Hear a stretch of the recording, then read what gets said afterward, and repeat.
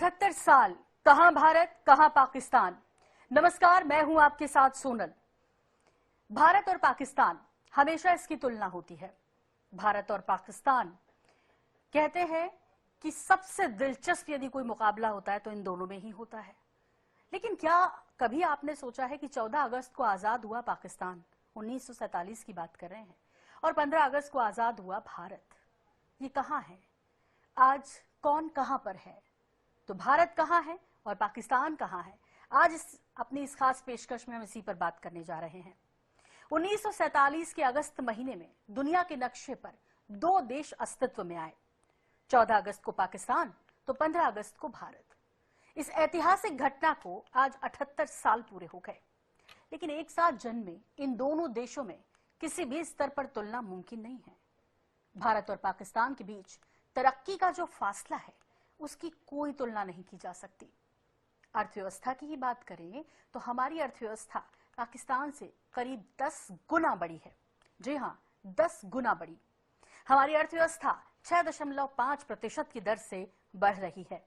तो वहीं पाकिस्तान की बात करें तो अर्थव्यवस्था करीब मात्र 2% की दर से बढ़ रही है वहां, और उसकी आबादी भी करीब इसी दर से बढ़ रही है। ऐसे में पाकिस्तान के लोग वहीं खड़े हैं और उनकी आय नहीं बढ़ रही है। वहीं भारत ने हर क्षेत्र में विकास के नए कीर्तिमान कायम किए हैं। उसे पाकिस्तान के लिए छूना नामुमकिन सा है। तरक्की और उपलब्धियों की एक लंबी गाथा भारत ने पिछले 78 सालों में लिखी है। विकास और हर क्षेत्र में सफलता के अंतर को हम अगले आधे घंटे में आपके साथ समझने की कोशिश करेंगे। लेकिन ये जानने की कोशिश करते हैं कि आखिर आजादी किन हालात में हासिल हुई और बंटवारे के क्या आधार रहे थे।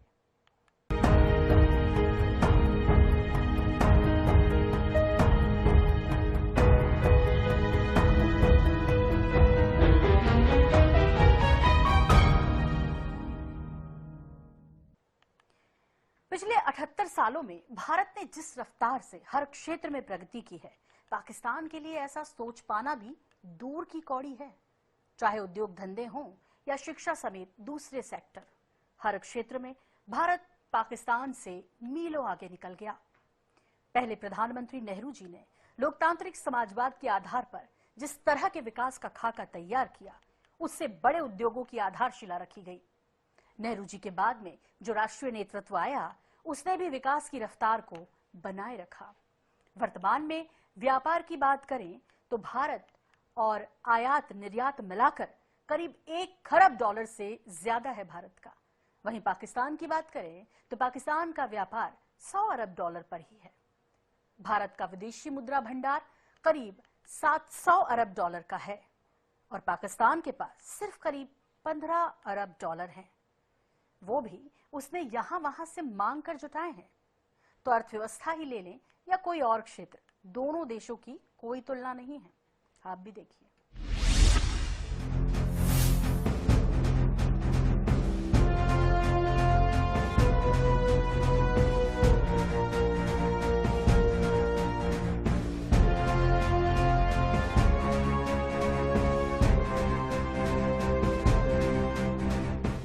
भारत के साथ ही साल 1947 में पाकिस्तान की अर्थव्यवस्था की बुनियाद रखी गई।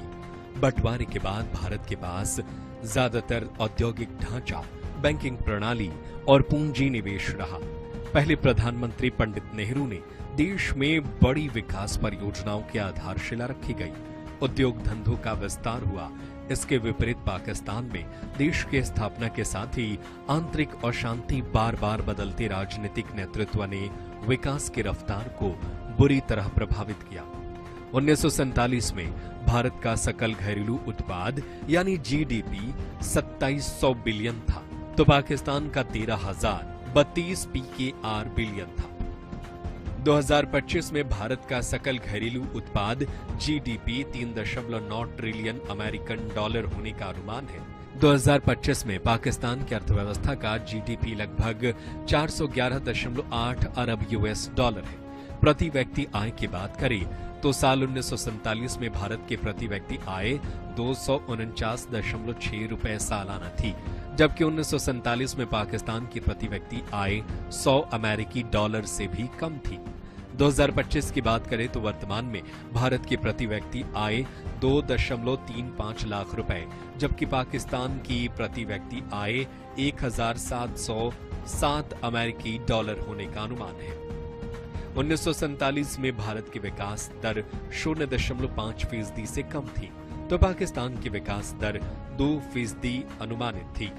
2025 की बात करें तो अब भारत की विकास दर 6.5% है, तो पाकिस्तान की 2.6% है। अर्थव्यवस्था के महत्वपूर्ण घटक कृषि की बात करें तो साल 1947 में भारत के कृषि विकास दर 0.5% अनुमानित है, तो पाकिस्तान की कृषि विकास दर -9.1% थी। 2025 में भारत की कृषि विकास दर 3.5% है, तो पाकिस्तान की 0.56%। विकास को प्रभावित करने वाले महत्वपूर्ण घटक शिक्षा की बात करें तो 1947 में भारत में 12% साक्षरता दर, तो पाकिस्तान में 10 से 12% साक्षरता दर थी। 2025 में भारत में साक्षरता दर 80.9% है, तो पाकिस्तान में 60% साक्षरता दर है। औद्योगिक विकास के मामले में भी पाकिस्तान भारत से कोसों दूर है। 1950 के दशक की बात करें तो भारत की औद्योगिक विकास दर करीब 3.5% थी। इसी दशक में पाकिस्तान की औद्योगिक विकास दर 3.1% थी। वहीं 2025 में औद्योगिक विकास दर की बात करें तो भारत की औद्योगिक विकास दर 6.2%, तो पाकिस्तान की 4.77% थी। निवेश की बात करें तो 1947 में भारत और पाकिस्तान में दोनों के निवेश की रफ्तार 4% थी, लेकिन 2025 में भारत की निवेश दर 32% थी, तो पाकिस्तान में निवेश की दर 13.8% है। रक्षा बजट की बात करें तो 1947-48 में भारत का रक्षा बजट लगभग 92.74 करोड़ रुपए था, जो भारत की कुल जीडीपी का लगभग 2.5% था। बंटवारे के समय पाकिस्तान के हिस्से 20% सैन्य संपत्ति आई थी, जब पाकिस्तान का रक्षा बजट लगभग 19.55 करोड़ रुपए था। यह पाकिस्तान की कुल जीडीपी का करीब 6% था। 2025 में भारत का रक्षा बजट 6,81,210 करोड़ रुपए का आवंटन किया गया। पाकिस्तान सरकार ने 2025-26 के अपने नए बजट में रक्षा खर्च को 2.55 ट्रिलियन पाकिस्तानी रुपए यानी करीब 9 अरब डॉलर कर दिया है। स्वास्थ्य सुविधाओं के लिहाज से महत्वपूर्ण जीवन प्रत्याशा की बात करें तो 1947 में भारत की जीवन प्रत्याशा लगभग 32 वर्ष थी, तो पाकिस्तान की जीवन प्रत्याशा 32 से 34 वर्ष थी। 2025 में भारत की जीवन प्रत्याशा करीब 72 साल है, तो पाकिस्तान की 67.4 साल है। 1947 में भारत में मातृ मृत्यु दर प्रति 1 लाख जीवित जन्मों पर 2000 थी, तो पाकिस्तान में 1 लाख जीवित जन्मों पर 1000 से 1200 के बीच थी। 2025 की बात करें तो बेहतर स्वास्थ्य सुविधाओं और चिकित्सा इंतजामों के कारण प्रति 1 लाख जीवित जन्म पर 97 रह गए हैं। वहीं पाकिस्तान में खराब स्वास्थ्य सुविधाओं के कारण मातृ मृत्यु दर 155 है। महंगाई की बात करें तो 1947 में भारत में महंगाई दर 6.7% थी, तो पाकिस्तान में महंगाई दर करीब 8% है। 2025 में भारत में महंगाई दर 2.1 से 2.8% है, तो पाकिस्तान में वर्तमान में महंगाई दर 5 से 7% है। जनसंख्या की बात करें तो 1947 में भारत की जनसंख्या करीब 34 करोड़ थी, तो वहीं पाकिस्तान में 3.3 करोड़ आबादी थी। 2025 में भारत की जनसंख्या करीब 142 करोड़ है, पाकिस्तान की आबादी 24.1 करोड़ है। सड़क निर्माण की बात करें तो आजादी के समय भारत का सड़क नेटवर्क अविकसित था। सड़कों की कुल लंबाई लगभग 4 लाख किलोमीटर थी, जिसमें राष्ट्रीय राजमार्ग केवल 20,000 किलोमीटर थे। सड़कों के नेटवर्क के मामले में पाकिस्तान में 22,238 किलोमीटर लंबी सड़कें थी। 2025 आते आते सड़कों का जाल भारत में 67 लाख किलोमीटर लंबी सड़कों का जाल था, तो पाकिस्तान में 2,63,775 किलोमीटर लंबी सड़कें थी। 1947 में जब आजादी मिली तो तब भारत में 55,000 किलोमीटर तक रेल सुविधा मिल रही थी। पाकिस्तान के हिस्से में 11,000 किलोमीटर तक रेल सुविधा आई। 2025 की बात करें तो भारत ने रेल सुविधा की दिशा में जबरदस्त काम किया है। देश में करीब 7,79,000 किलोमीटर रेल सुविधाओं का विस्तार हुआ है, तो वहीं पाकिस्तान में 1,28,205 किलोमीटर पटरियां बिछ चुकी हैं। वायु सेवा के क्षेत्र में बात करें तो 1947 में भारत में 9 निजी एयरलाइन और 25 से 30 हवाई अड्डे थे। पाकिस्तान के पास एक ही निजी एयरलाइंस थी और 5 से 6 हवाई अड्डे थे। 2025 में अब भारत में 15 एयरलाइंस कंपनियां सेवाएं दे रही हैं, तो देश भर में 150 हवाई अड्डे संचालित हो रहे हैं। ताजा हालात में पाकिस्तान की बात करें तो 6 एयरलाइंस और 43 हवाई अड्डे हैं। Bureau report, INS 24/7।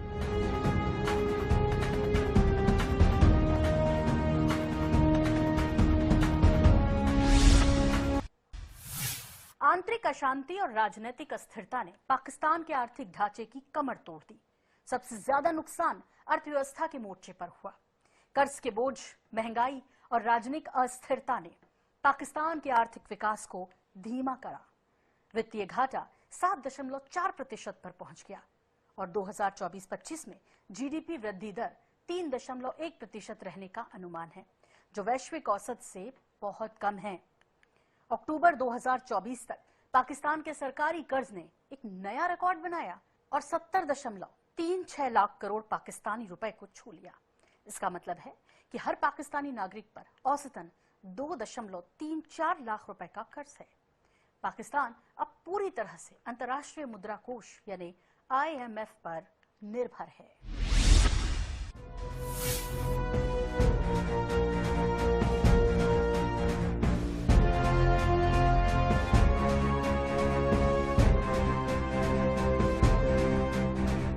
IMF की जारी रिपोर्ट में कहा गया है कि स्टैग्नेशन यानी रूढ़िवाद ने पाकिस्तान के जीवन स्तर को प्रभावित किया है, जिससे देश की 40.5% आबादी गरीबी रेखा के नीचे है। यही कारण है कि पाकिस्तान अपने जैसे कई देशों की तुलना में बेहद पीछे है। IMF की रिपोर्ट के मुताबिक पाकिस्तान के निर्यात का झुकाव कृषि और कपड़ा, सूती, धागे, चावल, बुने हुए कपड़े, बीफ और चमड़े से बनी वस्तुओं की सेक्टर की ओर ज्यादा रहा है, जबकि इससे तकनीकी तौर पर जटिल संसाधनों के पुनः आवंटन के लिए काफी संघर्ष करना पड़ा है। रिपोर्ट में कहा गया है कि पाकिस्तान ने ज्यादा जटिल वस्तुओं के निर्यात को विकसित करने में संघर्ष किया है। यही वजह है कि पाकिस्तान 2022 तक इकोनॉमिक कॉम्प्लेक्सिटी इंडेक्स में 85वां रैंक पर है, जिसमें यह साल 2000 में भी था। भारत की तरक्की और ऊंची रफ्तार देखकर पाकिस्तान अचानक तरक्की की बातें करने लगा है। भारत के आर्थिक विकास ने उसे चकाचौंध कर दिया है, लेकिन वह भूल रहा है कि आतंकियों की दुकान चलाकर वह सिर्फ भारत बनने की ख्वाहिश ही करता रहेगा। 2024-25 के लिए पाकिस्तान के आर्थिक सर्वेक्षण में खूब दावे हुए हैं। कहा गया है कि पाकिस्तान की अर्थव्यवस्था धीरे धीरे सुधर रही है। देश 2.7% की दर से विकास करेगा। यह अलग बात है कि वित्त वर्ष के पहले 9 महीने में ही देश का कर्ज बढ़कर 76,000 अरब पाकिस्तानी रुपए हो गया है। पाकिस्तान सरकार का यह दस्तावेज सही मायनों में झूठ के किसी पुलिंदे से कम नहीं है। यह लोगों को बड़े बड़े दावे करके गुमराह करने की कोशिश है।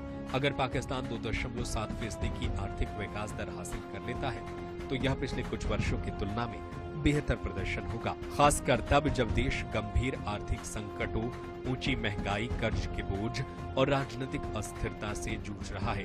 पिछले कुछ सालों में पाकिस्तान की आर्थिक विकास दर बहुत कम रही है, कई बार तो यह निगेटिव भी रही है। ऐसे में 2.7% की वृद्धि दर सुधार दिख सकती है, लेकिन यह वास्तव में अर्थव्यवस्था को पटरी पर लाने या तेज विकास के लिए पर्याप्त नहीं है।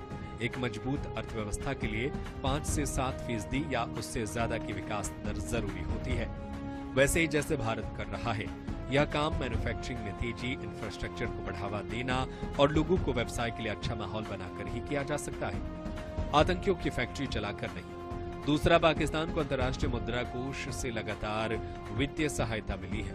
इसके साथ ही कड़ी शर्तें जुड़ी होती हैं। ये शर्तें अक्सर सब्सिडी में कटौती, टैक्स बढ़ाने और संरचनात्मक सुधारों को लागू करने पर जोर देती है।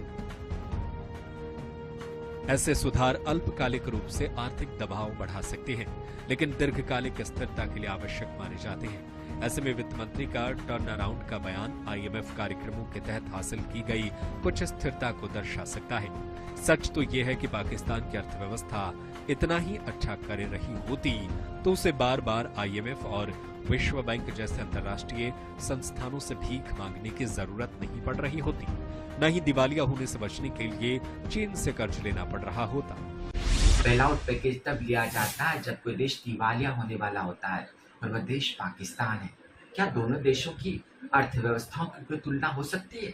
भारत की अर्थव्यवस्था पाकिस्तान की अर्थव्यवस्था से 10 गुना ज़्यादा है। और मजे की बात तो यह है कि हमारे तमिलनाडु और महाराष्ट्र जैसे जो प्रदेश है, उनकी जीडीपी ही पाकिस्तान की जीडीपी से ज़्यादा है।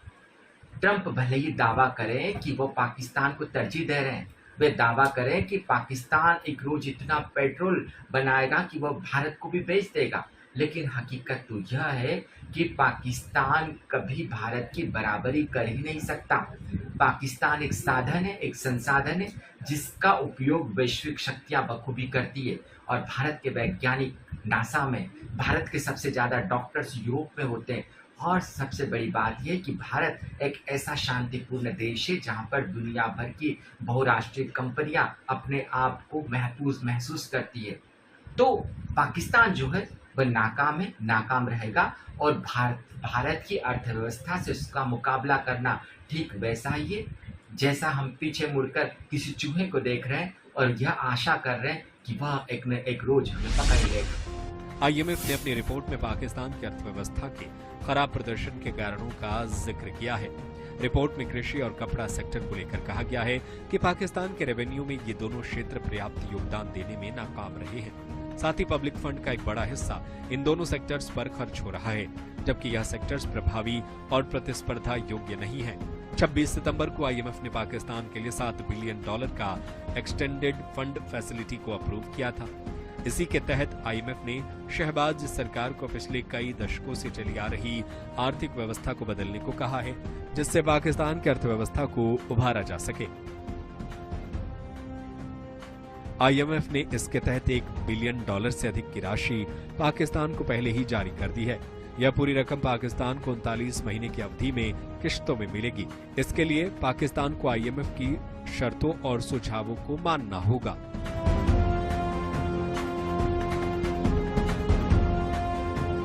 Bureau report, INS 24/7।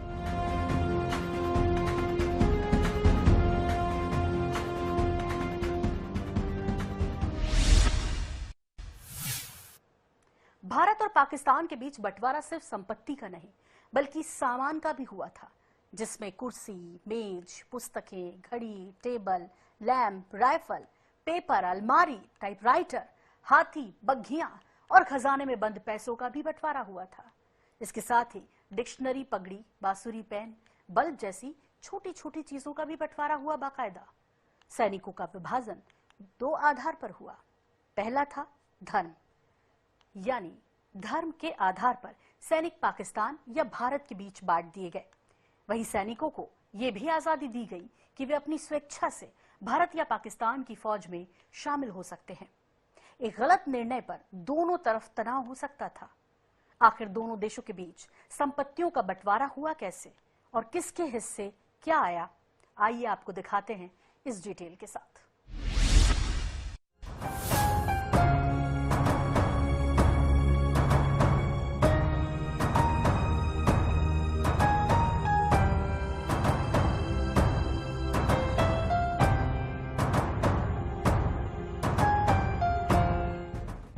विभाजन के उस दौर में जब अंग्रेजों का जाना और भारत पाकिस्तान का बंटवारा तय हो गया, तब अंतिम वायसराय लॉर्ड माउंटबेटन ने ब्रिटिश वकील सर सिरिल रैडक्लिफ को बॉर्डर बनाने का काम दिया था, जिससे उस पार का हिस्सा पाकिस्तान और इस पार भारत बना। इसी के साथ भौगोलिक विभाजन पूरा हो गया। अब सवाल ये उठा कि फौज, खजाना और सांस्कृतिक वस्तुओं का बंटवारा कैसे किया जाए।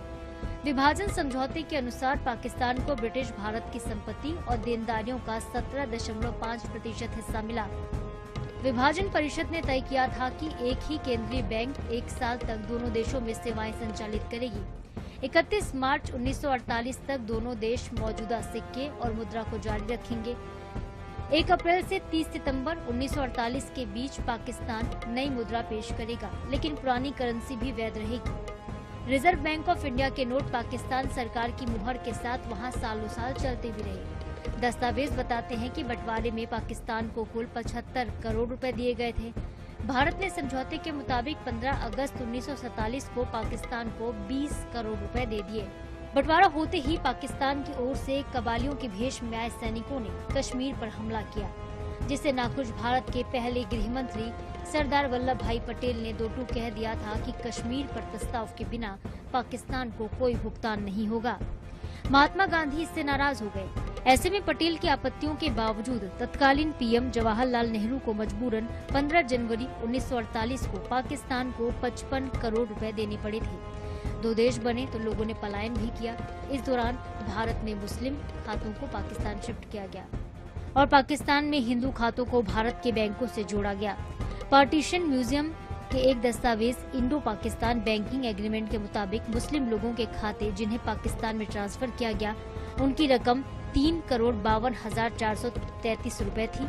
वहीं गैर मुस्लिम नागरिक जिनके बैंक अकाउंट भारत में ट्रांसफर किए गए, उनकी रकम 2,62,265 रुपए थी। दोनों के बीच अंतर 90,167.67 रुपए का था। बंटवारे के समय भारत के हिस्से में थल सेना के 2,60,000 जवान थे तो पाकिस्तान को 1,31,000 सैनिक मिले।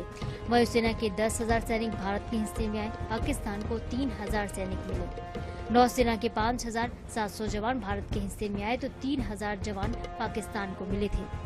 Bureau report, INH news.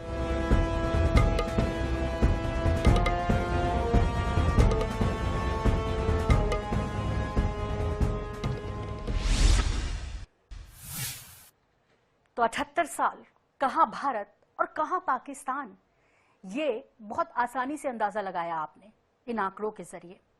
उम्मीद है कि भारत इसी तरह दिन प्रतिदिन उन्नति करता रहेगा और पाकिस्तान को पछाड़ता रहेगा।